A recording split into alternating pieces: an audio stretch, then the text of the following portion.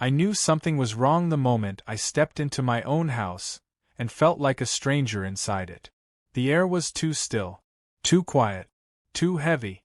And then I saw her, standing in my kitchen, holding my wedding photo like it belonged to her. My mother-in-law, Linda. She wasn't smiling, she was studying that picture like she was searching for a flaw only she could see. And when her eyes finally met mine, she asked, without blinking, "Do you ever wonder if Emily could have done better?" I froze. My throat tightened. I forced myself to breathe. "Linda, what are you doing here?" I asked. She didn't answer right away. She just set the photo down, slowly, delicately, like she didn't want to break that, but she had no problem breaking everything else. "I'm here to check on my daughter," she said softly. "Someone has to." That sentence, it cut deeper than she knew. Or maybe she knew exactly what she was doing.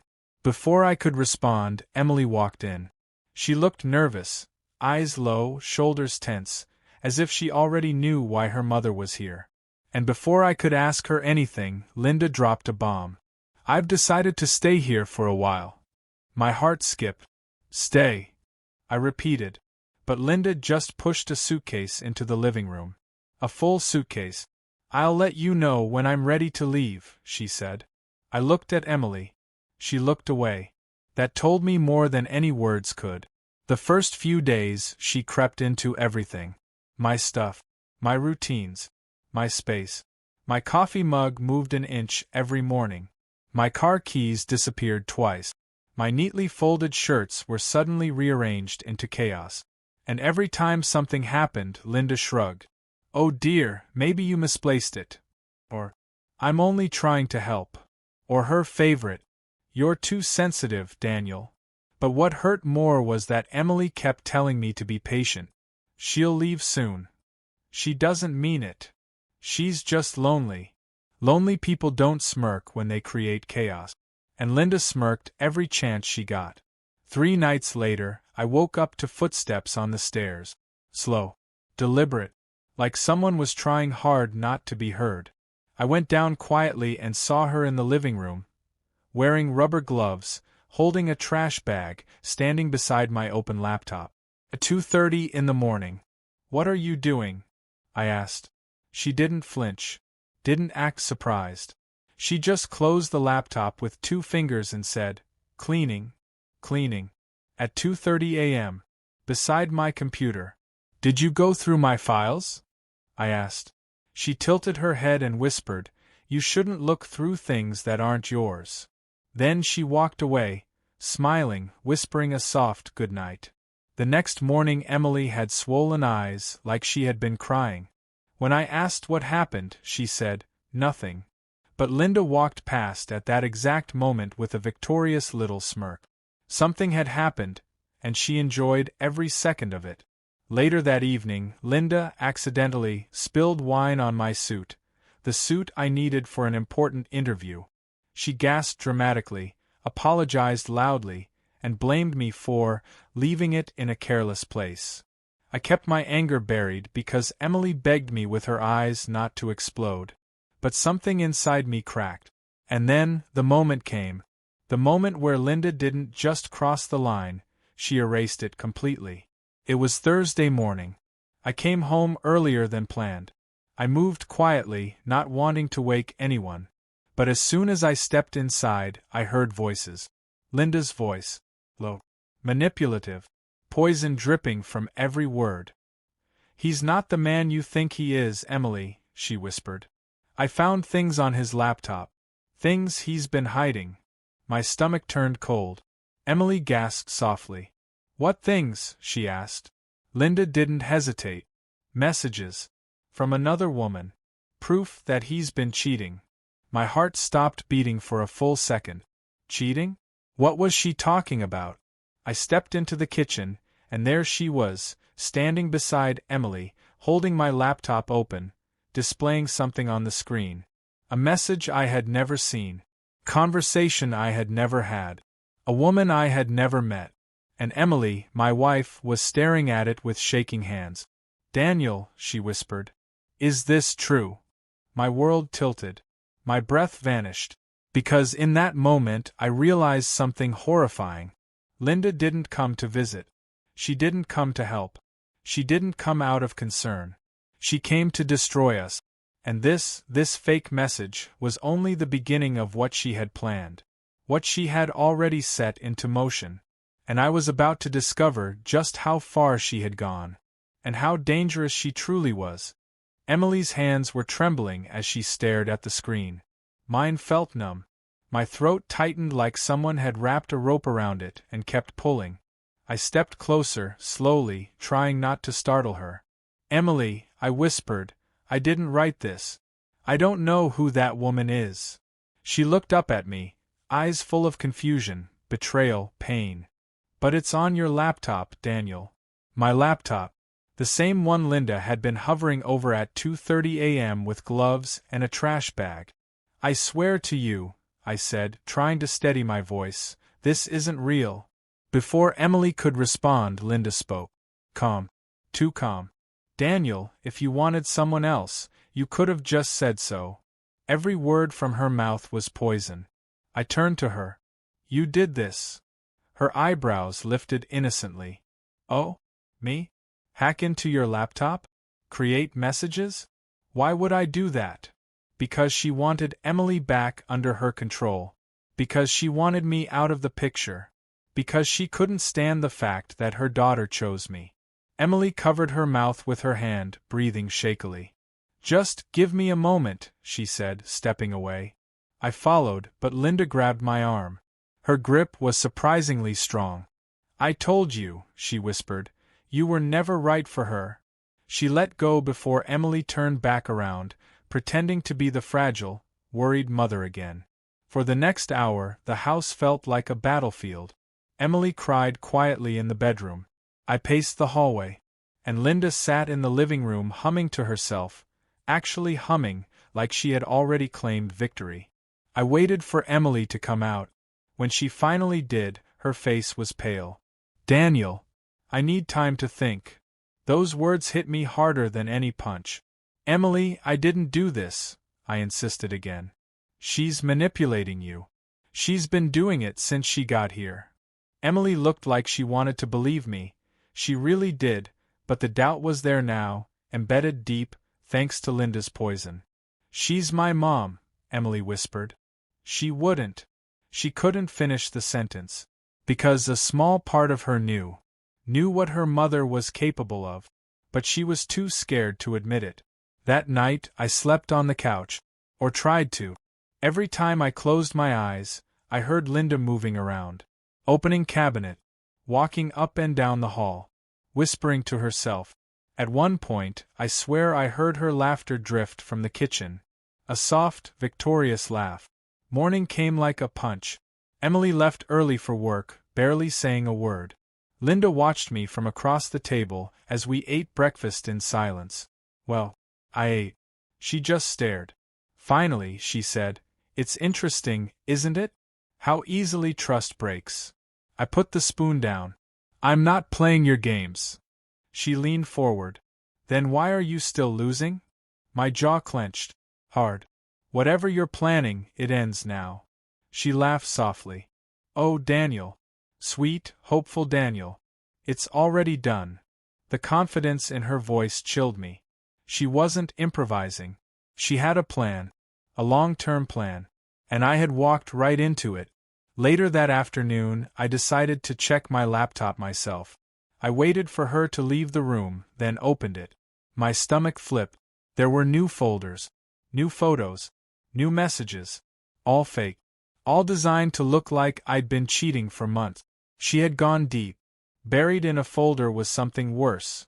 Screenshots of bank transactions I'd never made, conversations with people I didn't know, files with my name edited into them. She wasn't just ruining my marriage. She was building a case against me. I needed proof she planted it. I needed help. I needed Emily to see the truth. But first, I needed to make sure Linda couldn't twist this further. I opened the security camera app on my phone. But every camera was offline. Every single one. Disconnected manually. I felt a cold sweat on my forehead. She wasn't just messing around. She was shutting down every trace, every angle, every witness. As I stared at the blank camera feeds, Linda stepped into the doorway behind me. Looking for something? My heart jumped. I slammed the laptop shut. You disabled the cameras, I said. She smiled. Oh, did I? Yes. And you broke into my files. You deleted things. You created things. I'm not stupid. She held up a finger. Shoo. I froze. Careful, she whispered. Emily already doubts you. If you start sounding paranoid, well, it won't help. This woman was dangerous. Not emotionally unstable, strategic. Calculating. Capable of pushing someone to the edge and smiling while they fell. I pulled my phone out and said, I'm calling Emily. Right now. Linda stepped closer. Too close, and whispered in my ear. Do it. Tell her her mother hacked your laptop. Tell her her mother is framing you. Tell her her mother disabled the cameras. She'll think you've lost your mind. I swallowed hard. She was right. Emily, already shaken, would think I was spiraling. Linda walked away with that same triumphant smile. I needed proof. Real proof. Something undeniable. I spent the next hour trying to recover deleted files, checking software logs, looking for anything she overlooked. And then, something happened. A tiny ping. A notification. From the security system. One of the cameras, just one, had reconnected for a single second before disconnecting again. And in that 1 second, it captured an image. A blurry frame. A figure. At the security console. The hair. The clothes. The posture. It was Linda. My entire body buzzed with adrenaline. I had proof. I ran to the bedroom to get my USB drive, but the drawer was open. My things were scattered. My documents were on the floor. Someone had been there. And then I heard it. The front door clicking open. Not closing. Opening. Emily's voice. Daniel? Mom? I'm home early. My heart raced. If I showed her the camera image, she'd see the truth. She'd know her mother had been lying. Everything could finally break open. I rushed toward the hallway, but Linda got to Emily first. She wrapped Emily in a hug and whispered something into her ear. Emily's face changed instantly. Confusion. Shock. Fear. Linda looked over Emily's shoulder at me and her smile widened. She had told Emily something. Something huge. Something she had prepared. And whatever she said, whatever lie she dropped in those 2 seconds, it made Emily look at me like I was dangerous. Daniel, Emily said slowly, we need to talk. I froze. Because her eyes weren't filled with doubt anymore. They were filled with fear. Something had shifted. Something massive. And I had no idea what Linda told her. But I was about to find out. And it was going to change everything.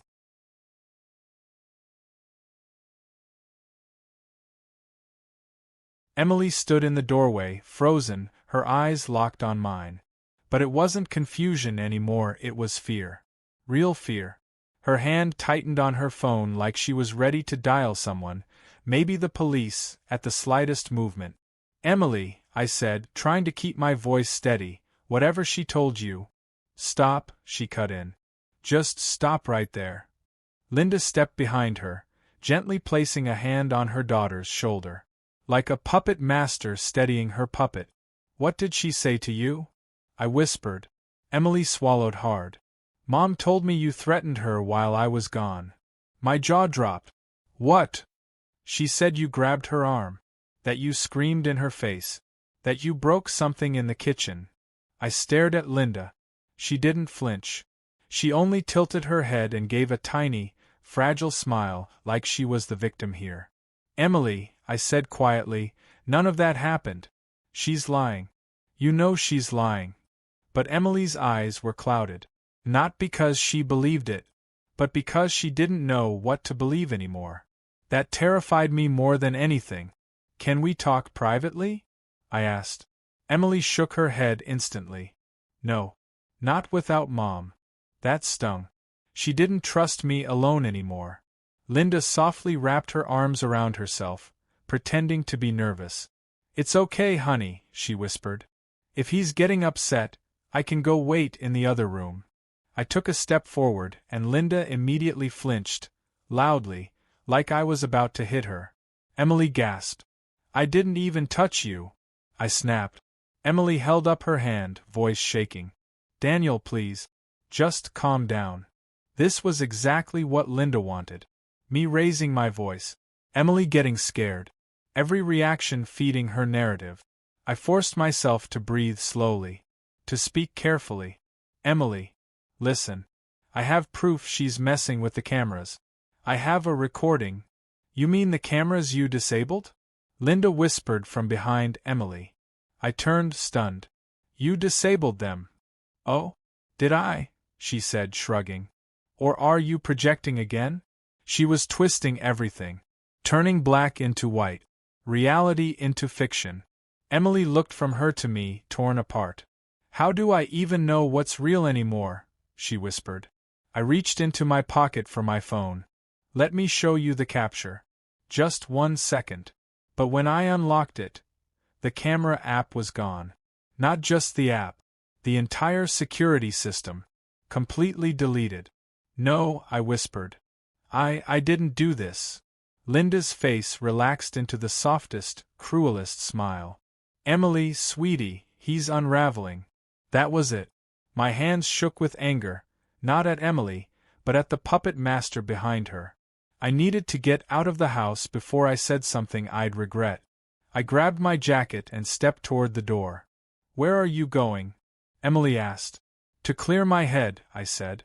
I'll be back soon. Linda hummed, take your time, like she already knew the next part of her plan would happen while I was gone. I left the house. I walked. I drove. I thought. I replayed every moment Linda had been in our home. She was good at this. Too good. This wasn't improvisation. This was premeditated. And then something clicked in my mind. The interview suit she ruined. The missing keys. The laptop. The cameras.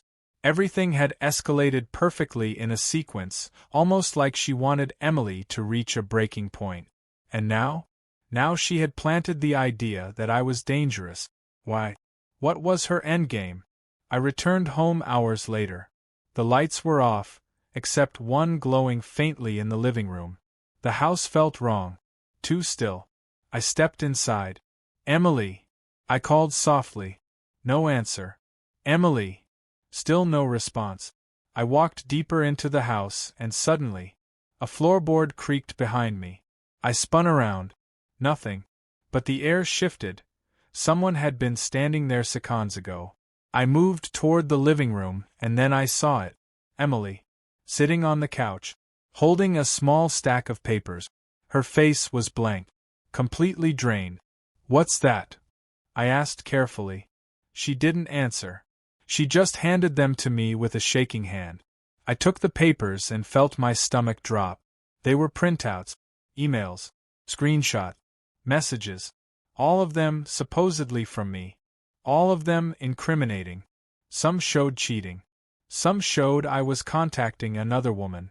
Some showed bank transfers I never made.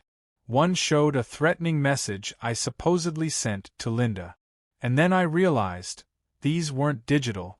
They weren't on my laptop. Someone had printed them. Someone had placed them neatly in a folder. Someone who wanted Emily to see them when I was gone. I whispered, this isn't me. I swear to you. Emily's voice cracked. Then who is it, Daniel? Who else would do this? The answer came out of me without hesitation. Your mother. A sudden loud crash echoed from the hallway. Emily jumped. I rushed forward. What was that? A vase? A picture frame? Then I saw something, just barely, at the end of the hall. A shadow moving. Slowly. Deliberately. I stepped closer. Linda? I called out. No reply. But the shadow shifted again. And as I turned the corner, I saw her. Standing in the dark. Holding something behind her back. I couldn't see what it was. But her smile. Her smile chilled me to my core. Daniel.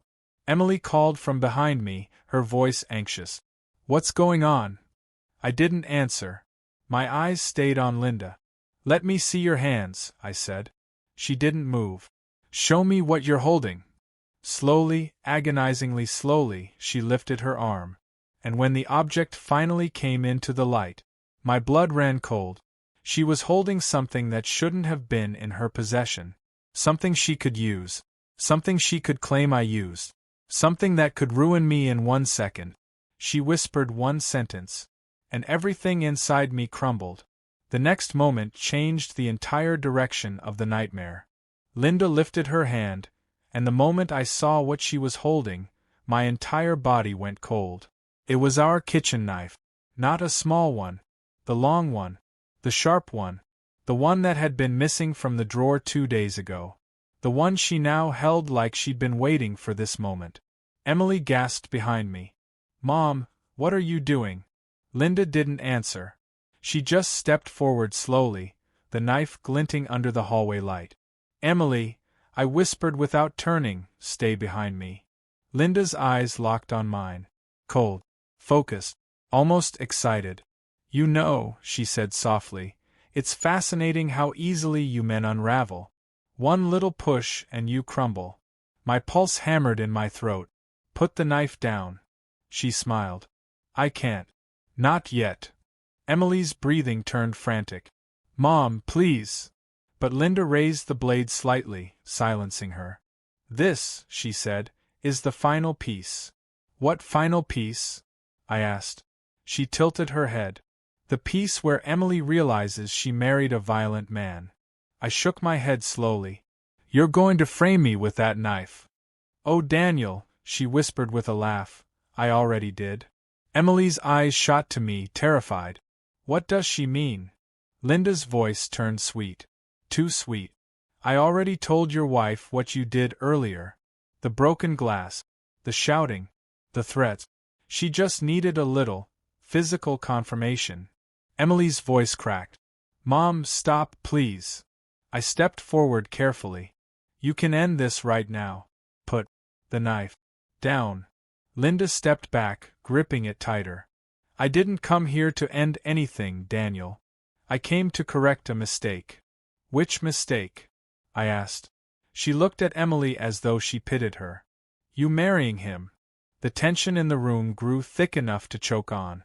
"I should have stopped it earlier," Linda continued. "But now I have everything I need." "Everything you created," I snapped. Her eyes sharpened. "You think Emily will believe you over me?" I took a slow breath. "No. I think she'll believe what's on the camera." Linda froze. Just a flicker. But I saw it. Emily looked at me. "What camera?" "The security one," I said. "The one that reconnected for 1 second. It caught her at the console. I saved the snapshot before she deleted the app." Linda's composure cracked. Only for a millisecond, but it was enough. Emily turned to her. "Mom, is that true?" Linda opened her mouth, searching for a lie, but nothing came out. For the first time since she arrived, she hesitated.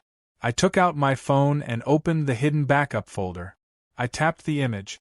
The single frame capture filled the screen. Emily took the phone with shaking hands. She stared. And stared. "Linda." At the console. "Cameras unplugged." "Caught." "Mom," Emily whispered, voice breaking, What is this?" Linda's mask shattered. Her lips trembled. Her eyes twitched. "Emily. I was just trying to protect you." "By destroying my marriage?" Emily cried. Linda stepped forward, panicking. "No, sweetie, you don't understand. He's dangerous. He's unpredictable. He's—" "Give me the knife," Emily said, voice shaking but firm. Linda's eyes widened. "Emily, baby. I was doing this for you." "No, Mom," Emily whispered, tears falling. "You did this for yourself." Linda took another step, gripping the knife desperately. "Emily, listen. Put it down," Emily cried. For a split second, Linda's face twisted with something raw, fear? Rage? Loss? But then she realized she had lost control. Completely. Her fingers loosened. The knife clattered to the floor. The moment it hit the ground, Linda broke, sobbing, shaking, rambling excuses that didn't make sense. Emily stepped away from her, horrified. I grabbed the knife and set it on the far counter. Emily covered her face with both hands, crying harder now that the storm had finally cracked open. And Linda? She wasn't the powerful puppeteer anymore. She was a woman drowning inside her own obsession. I just wanted her back, she whispered. I wanted my daughter back. Emily stepped behind me and grabbed my hand. Not out of habit, not out of uncertainty, but out of choice. Linda looked up and saw it, and something inside her broke permanently. Later, the authorities arrived. Emily told them everything.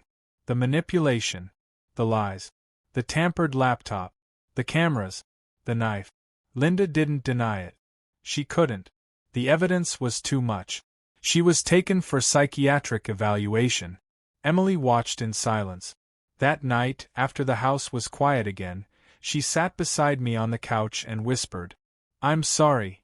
I held her hand gently. "It's not your fault. She's still your mother." She leaned into me.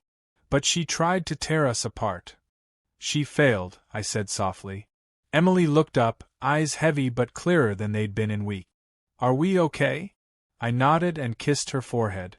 "We're okay." We survived her storm. But deep inside, I knew something else too. Surviving a storm doesn't mean the damage disappears instantly. It leaves cracks, it leaves shadows, but it also reveals what's strong enough to remain standing. And we were still standing. Together. OUTRO, YouTube style. If you want more twisted relationship stories, shocking betrayals, and real-life suspense tales just like this one, make sure to like, subscribe, and hit that bell icon so you never miss the next story. And tell me in the comments, what would you have done if your mother-in-law tried to destroy your marriage? Thanks for watching, and I'll see you in the next one.